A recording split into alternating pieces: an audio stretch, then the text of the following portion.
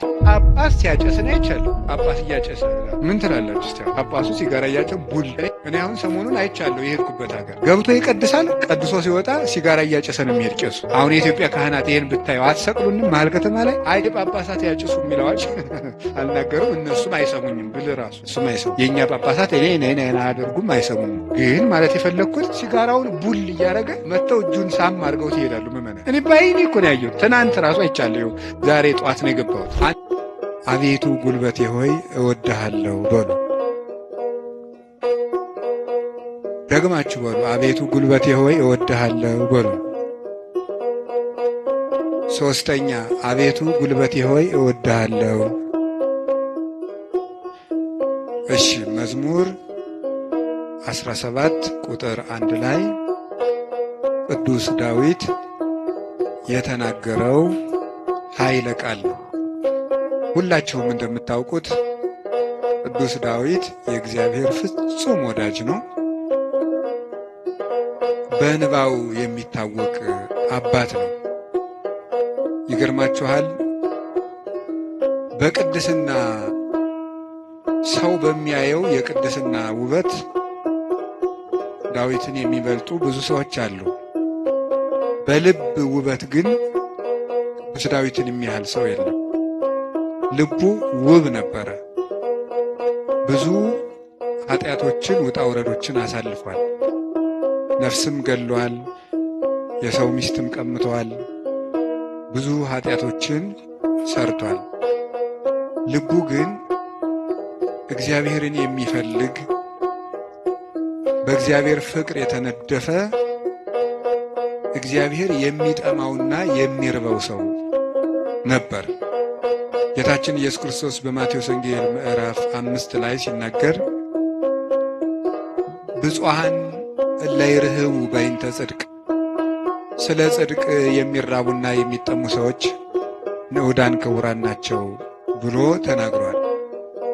ስለ ጽድቅ የሚራቡ ንዑዳን ክቡራን ናቸው። ይህንን ብዙ ትርጉም ያለው ሲሆን ጽድቅ የሚርባቸው ሰዎች ንዑዳን ክቡራን ናቸው ብለው ይተረጉሙታል አባቶቻችን። ብዙ ትርጉም አለው ስለ ጽድቅ የሚራቡ የሚለው። ካለ እንጀራቸው ቆርሰው አጉርሰው፣ ካለ ልብሳቸው ቀደው አልብሰው መንግሥተ ሰማያትን ለመዋጀት እነሱ ጦም እያደሩ ለወንድማቸው ለእህታቸው ረሃብ ቤዛ የሚሆኑ እነዚህ ንዑዳን ክቡራን ናቸው፣ ብፁዓን ናቸው። ሰውነታቸውን ለመግታት ቀንሰው ከፍለው በመመገብ እየጾሙ የሚራቡ ንዑዳን ክቡራን ናቸው።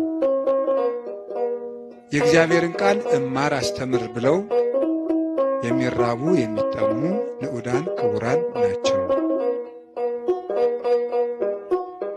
ስለ መንግሥተ ሰማያት ብለው የሚራቡ የሚጠሙ ብፁዓን ናቸው። ከኃጢአት ውሃ የሚጠሙም ንዑዳን ክቡራን ናቸው። ከኃጢአት እንጀራ የተራቡም ከዚያ ነፃ የሆነ ሰውነት ያላቸው ንዑዳን ክቡራን ናቸው።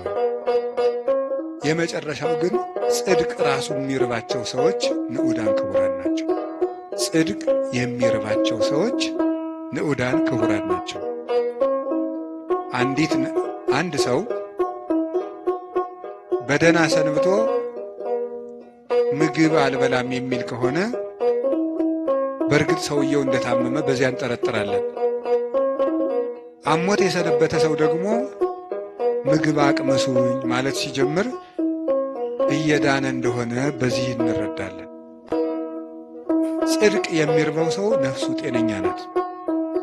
እግዚአብሔር የሚርበው፣ ቃለ እግዚአብሔር የሚርበው፣ ማስቀደስ የሚርበው፣ ኪዳን ማድረስ የሚርበው፣ መጸለይ ግዴታ ሆኖበት ሳይሆን ርቦት የሚጸልይ፣ ጠምቶት የሚጸልይ፣ እግዚአብሔርን ፊቱን የማየት ረሃብ ያለበት፣ የእግዚአብሔርን ፊት የማየት ጥማት ያለበት እሱ ብፁዕ ነው ማለቱ ነበር ጌታ።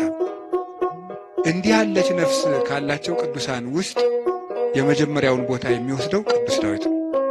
እግዚአብሔር የሚርበው ሰው ነበር። እንዲህ ብሎ እንደተናገረ ሐሰስኩ ገጸከ ገጸ ዚአከ አሐሰስ እግዚኦ ኢትሚት ገጸከ ምኔ። አቤቱ ፊትህን እሻለሁ፣ አቤቱ ፊትህን ከኔ አትመልስ። አቤቱ ፊትህን እፈልጋለሁ፣ ከባሪያህም ተቆጥተህ አትራቅ። ኃጢአቴ ክፉ ቢሆንም እንኳን በኃጢአቴ ተቆጥተህ አትራቀኝ። ፈጣሪ ቸል አትበለኝ እያለ የእግዚአብሔር ፊት ይርበው ነበር። ወከመ ያፈቅር ኃየል ሀባንቄተ ማያት ከማሁ ታፈቅር ነፍሴ ሀበ እግዚአብሔር አምላኬ። ዋልያ ወደ ውሃ እንደሚናፍቅ ሰውነቴ እግዚአብሔርን ተጠማች። ሲሳዬ ኮነኒ አንብኤ የፈጣሪን ፊታ ያለው ብዬ የማለቅሰው እንባዬም ምግብ ሆነኝ። ወተሐውከትማት ዓይኔ ይላል በሌላው ዓይኖቼ ያንተን ፍርድ ከመፍራትና ፍቅርህን ከመፈለግ የተነሳ እንደ ተቆጡት ልጅ ብክን ብክን አሉ። ወአራስኩ ምስካቤ ወበአንባዬ አራስኩ ምስካቤ በእንባዬም አልጋዬን ምንጣፌን አርሰዋለሁ ያለ ይናገራል። በሌላኛው የመዝሙር ክፍሉ ደግሞ አምላኬ አምላኬ እገይስ ኀቤከ ፈጣሪ ሁልጊዜ በእግረ ልቡና ወደ አንተ ገሰግሳለሁ። ጸማት ነፍሴ ለከ ሰውነቴ አንተን ተጠማች። ማይዜ እበጽሕ ወእሬይ ገጾ ለአምላኬ ደርሼ የፈጣሪን ፊት የማየው መቼ ነው ይላል። እስከ ማይዜኑ እግዚኦ ትረሳኒ ለግሙራ አቤቱ ፈጣሪ እስከ መቼ ትዘነጋኛለህ? ደክማ አይንቴ እንዘይብላ ማይዜ ትመጽእ ኀቤ ዓይኖቼ መቼ ወደ እኔ ትመጣለህ እያሉ አንተን በመጠባበቅ ፈዘዙ፣ ደከሙ። ማይዜ ትመጽእ ኀቤ ወደ እኔ የምትመጣ መቼ ነው? ወአሐውር በየዋህተ ልቤ ማእከለ ቤቴ አንተን በመጠበቅ በልቡና ቅንነት ጸንቼ እጠብቅሃለሁ። እግዚአብሔር ዕድል ፈንታዬ ጽዋ ተርታዬ ነው። ያለ እግዚአብሔር ምግቡ፣ እግዚአብሔር ልብሱ፣ እግዚአብሔር መጠጡ ነበር። ፈጣሪ ወበምስካቤኒ እዜከረከ ሳንቀላፋም አንተን እያሰብኩ አንቀላፋለሁ፣ በመኝታዬም አስብሃለሁ። ፈጣሪ አንተ ብከ ተገደፍኩ እማሕፀን በእናቴ ማሕፀን በአንተ አምኜ ተጣልኩኝ። አንተ አምላኬ እምከርሰ አምላኬ ፈጣሪ በእናቴ ማሕፀን ሳለሁ አንተ አምላኬ ነህ። እናቴ የበላችው ተጭኖ የጠጣችው አንዝዞ እንዳይገለኝ የጠበቅከኝ ከእናቴ ማሕፀን ጀምሮ አባቴና እናቴ የእውነተኛ ረዳቴ መጠጊያዬ አንተ እግዚአብሔር ነህ። እግዚአብሔር ብርሃኔና መድኃኒቴ ነው። እግዚአብሔር ያበርሊተ እግዚአብሔር ብርሃኔ መድኃኒቴ ነው። ምን ያስፈራኛል? እግዚአብሔር ምእመናነ ሕይወቴ ወምንትኑ ያደነግጸኒ። እግዚአብሔር የሕይወቴ መታመኛዋ ነው። ምን ያስደነግጠኛል? እመኒ ሮዱን ይጸባይት ወመኒ ጸባአኒ ተአይን እየፈራሃኒ ልቤ። ሀገር ተነስቶ በእኔ ላይ ቢከበኝ ልቤ አይደነግጥብኝም፣ በእግዚአብሔር እታመናለሁ እና።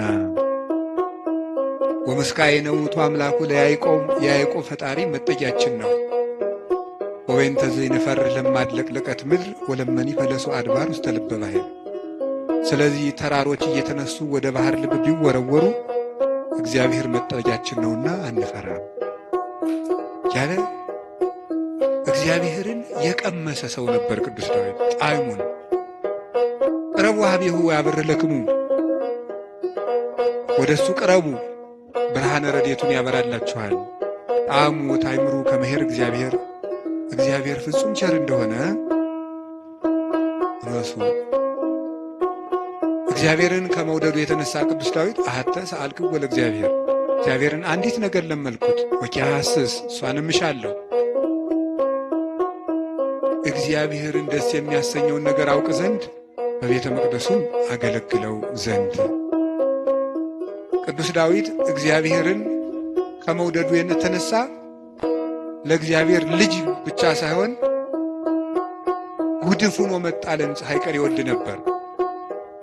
ጥቀ ፍቁር አብያቲከ እግዚኦ እግዚእ ኃያላን ተፈሳሐት ነፍሴ በአፍቅሮ ጻዳቲከ። የኃያላን መላእክት ፈጣሪ እግዚአብሔር ሆይ ማደሪያዎችህ ቤተ መቅደሶችህ እንደምን የተወደዱ ናቸው። ሰውነቴ ቤተ መቅደስን በመውደድ ደስ አላት። አብደርኩ እትገደፍ ውስተ ቤተ እግዚአብሔር ምንበር ውስተ ቤተ ኃጥአን። በኃጥአን ድንኳን ቤት አዳራሽ ተመችቶኝ ከሚኖር በእግዚአብሔር ቤት ብጣል እንኳ ደስ ይለኛል ይላል ቅዱስ ዳዊት። እግዚአብሔርን አመስግኖ የማያልቅበት ነው። በተስፋ ባሕቲትከ አኅደርከኒ፣ በአንተ አለኝታ አንተ ብቻ ባለኝታ አሳደርከኝ። በአንተ አምኜ እሰክም ወነውም፣ ዓይኖቼንም በአንተ አምኜ ከድናቸዋለሁ። ስነሳም አንተን አምኜ እነሳለሁ እያለ ልቡን በእግዚአብሔር የጣለ እግዚአብሔርን የሚወድ ሰው፣ የእግዚአብሔር ልብ የፈሰሰለት ሰው ነበረ። እንደ አባት ሲቆጣው ብክን ብሎ የሚደነግጥ፣ በፍቅሩ የተነደፈ ርኅሩህ፣ ጠላቶቹን ስለ እግዚአብሔር ብሎ የሚወድ የጌታችን የኢየሱስ ክርስቶስ ወንጌል ምልክት የነበረ አባት ነው ቅዱስ ዳዊት። ለዚህ ነው የዳዊት መዝሙር በተዘመረበት አጋንንት የሚደነግጡት፣ ልብ ሰላም የሚያገኘው።